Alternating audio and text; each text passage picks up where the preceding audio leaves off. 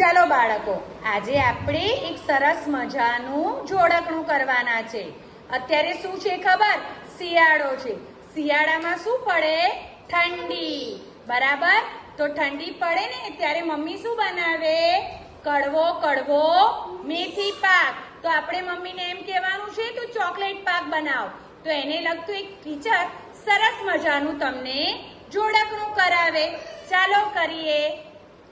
કડવો કડવો મેથી પાક, કડવો કડવો મેથી પાક, કારેલાનું જાણે શાક, કારેલાનું જાણે શાક, ખાતા ખાતા લાગે થાક, ખાતા ખાતા લાગે થાક, મમ્મી બનાવતું